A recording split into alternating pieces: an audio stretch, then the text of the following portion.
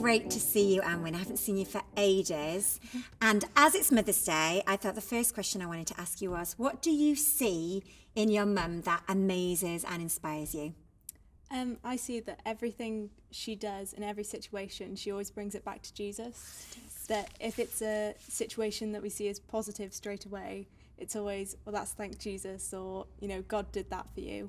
And if it's a situation which we don't see as positive straight away, it's always, well, let's celebrate for what's to come. And it's in God's hands, so you don't have to worry about it. So in everything she does, it always goes back to Jesus, and that inspires me. Fantastic. Now, you yourself, Anwen, have turned 18 this week. I believe that's right.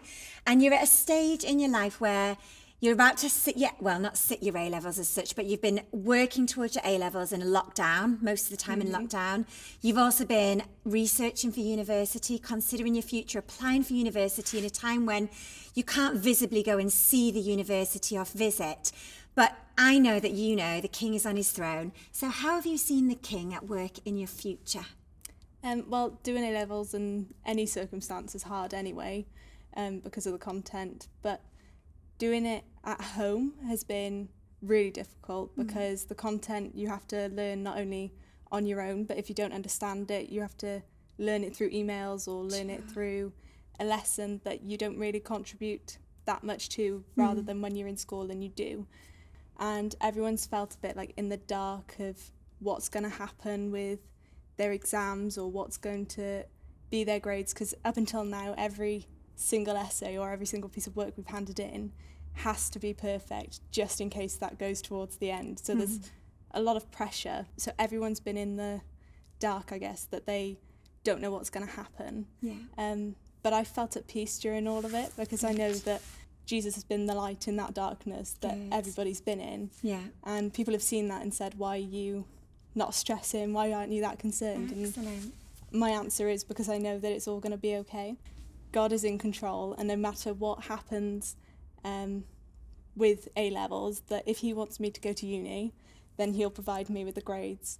So you've had opportunity for that testimony in your friendships. Brilliant. Yeah, and it's happened for the 2 years ago. I was ill for the majority of my last GCSE year. I was hardly in. I had like 64% attendance, I think. So I taught myself the majority of the course. And I got the grades that I needed to get into A-levels, even though my teacher said, I don't think you're going to pass, we'll have to make special circumstances, but I got in straight away. That's amazing. And then last year I also missed the first half of the year, had an operation, so wasn't going to miss any more school. And the first results I got, they weren't great. They wouldn't have got me back into sixth form, and I was upset about them. But we prayed over them and we said, these are not the right grades for you to have. And a couple of hours later, I had an email to say, we've given you the wrong grades. These are the ones that are yours, and you've got into sixth form straight away. If you want to come, just say yes. In a nutshell, how do you feel about your future? I'm excited. I'm excited to see what Jesus is going to do. Yeah. Because applying to unis isn't easy. You haven't seen anything. You've been all virtual, so you don't get a feel for the place. But I know that the unis that I have applied to, as soon as I looked into them, I knew they were the right ones for me to apply to. And I have had an invitation for interviews from all 5. Excellent. I've had interviews with 4 so far, and 3 of them so far have gotten back to me with offers of grade boundaries that are amazingly good to get in with. So it's not as much pressure, because everybody, or my friendship group, have got really high grade boundaries, but mine are really low for what you should get to get into the course. And I just know that that's God's goodness to give those to me, for the peace to know that I'll get them, and I know that God's going to provide for them, because where he guides, he provides. So he's going to be there in my life to show me what to do. And even though I don't know which uni I want to go to yet, there's a choice between 2 which I can't decide. I know that whatever one that God tells me to go to, he's going to use me, and I'm going to grow, and also help others to grow, because his goodness just shines everywhere. Anwen, that's so great. We're so excited for you to see what God's going to do over the next weeks and months. Jesus is the King and he's got an amazing future for you. So thank you for sharing that with us. Thank you. Mother's Day, Ceri, take one. So, Ceri, I feel like we see each other over Zoom once a fortnight, but it's lovely to see you in person. I haven't done this for ages. And as it's Mother's Day and you are a mum, but you also have a wonderful mum. I do. So I want to know, what do you see in your mum that amazes and inspires you to be a mum yourself?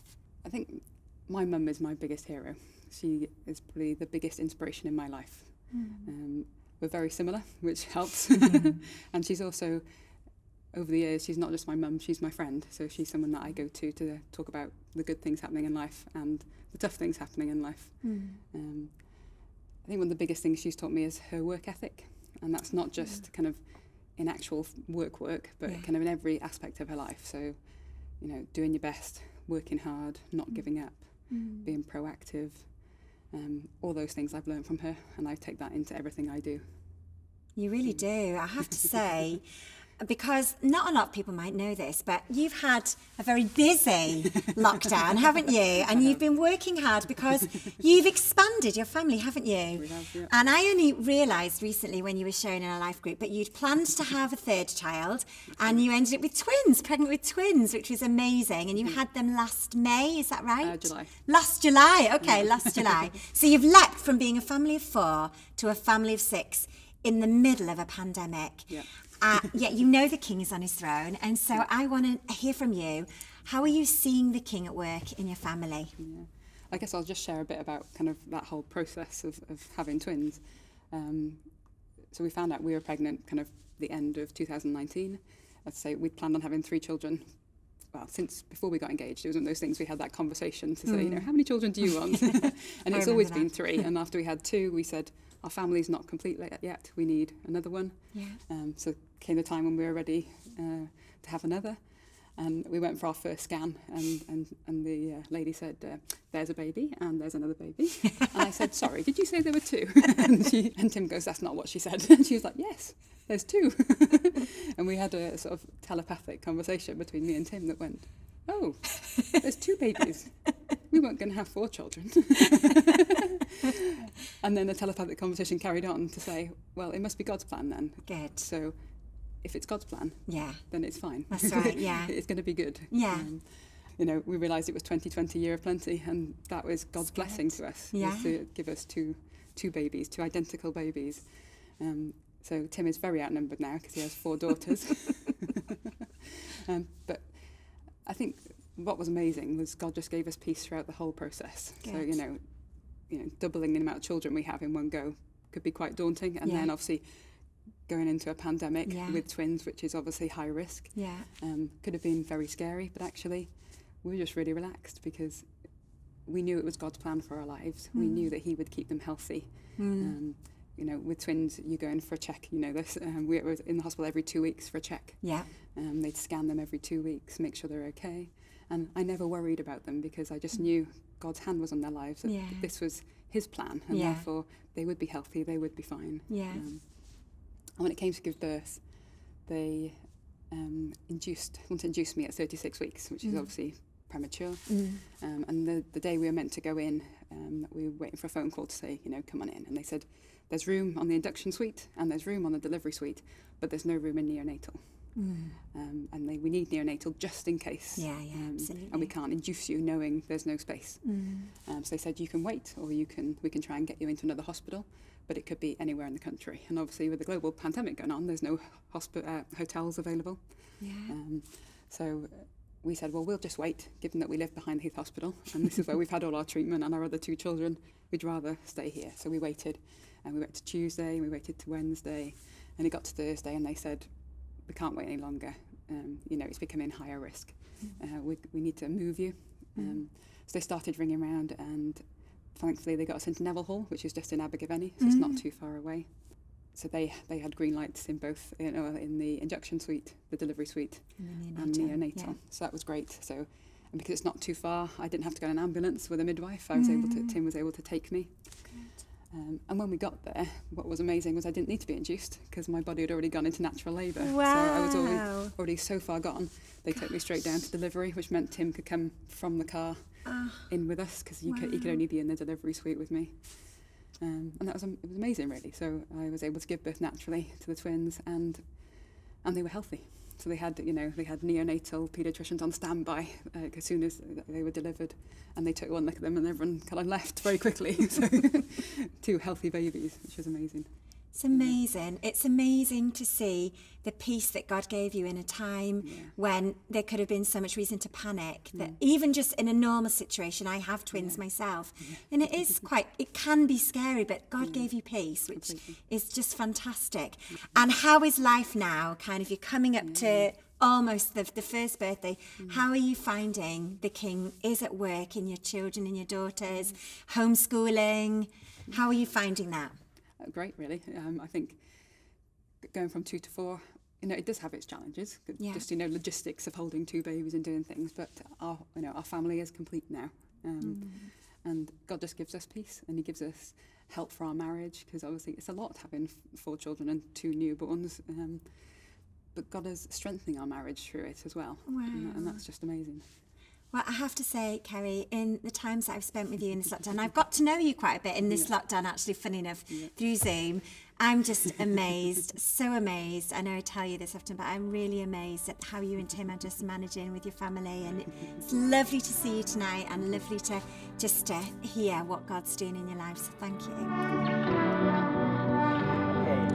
Mother's Day Ceri and James Prosser, take 1. So, James, it's lovely to have you here. I've been told that you have an amazing mum. You are so right. I have never met her. So tell me, and tell the people watching at home, what do you see in your mum that really inspires you or amazes you? I think for my mum just sees something in me that I don't know is there. Even just like with my uni degree, I never thought it was possible to get to uni. Like, I never thought I would make it to uni. I never thought it was ever going to happen. But my mum always believed in me. And that was just one of my, when I came here, I was thinking, my mum just always believes in me in a way that I can't even imagine or put into words. And it's almost like she sees something else that I don't. And I just love that about my mum. I want to say publicly that you have been brilliant for my children, especially over the last kind of 12 months in lockdown.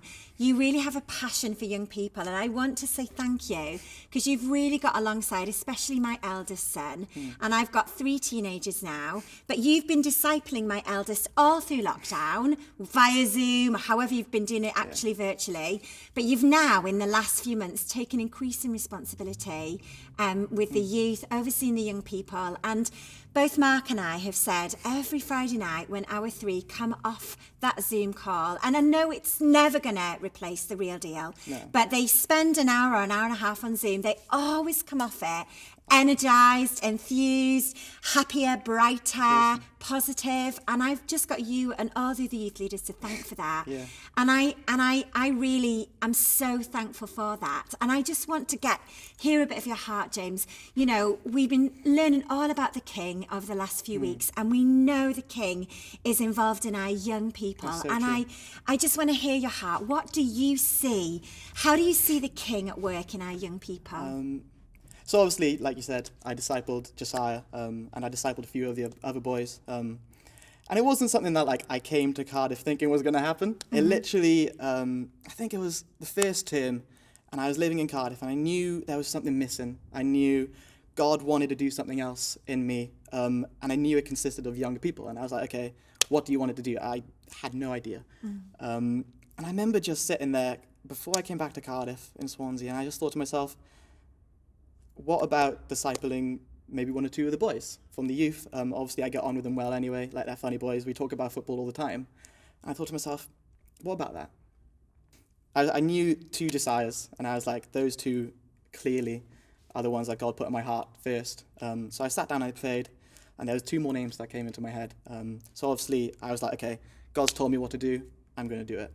And obviously, that continued then from January to February, March-ish. And then obviously COVID hit, and from there I was a bit like, well, does God still want this to happen? You know, like, I've only been doing it for 3 months. What do you want from me in this? And he just said, I want you to continue doing it. Good. So I thought to myself, how would I find a way of doing that? So I got on Zoom. I'm still so bad at Zoom. I am so bad at Zoom. But I got on Zoom and I was like, okay, whatever it takes, I'm going to spend time with these boys. Yeah. So I think it was every Wednesday. Yeah. We would meet up and we would just talk about football, have a bit of a laugh, and then just You have read from the special Wiz. guests. I remember We that. had There were special guests. guests. It was awesome. It was like a full-on podcast. I loved it. But no, it was honestly, for me, it was such a blessing. Yeah. Just being able to like share God's heart with them. Yeah. Like I knew in myself when I came to Cardiff that God just wanted to share his heart through me to people. Yeah. And it was just brilliant because I knew that these were the boys that God wanted me to share it with. And now you said like the youth, Yeah. sort of overseeing the youth. Absolutely. Even big, like even more, and I'm like, oh gosh, but it's also fantastic. I got a message from Dave, I think it was in January, so like a year after I discipled your boy, and he was like, can you do this for me for a month? I was like, of course I can.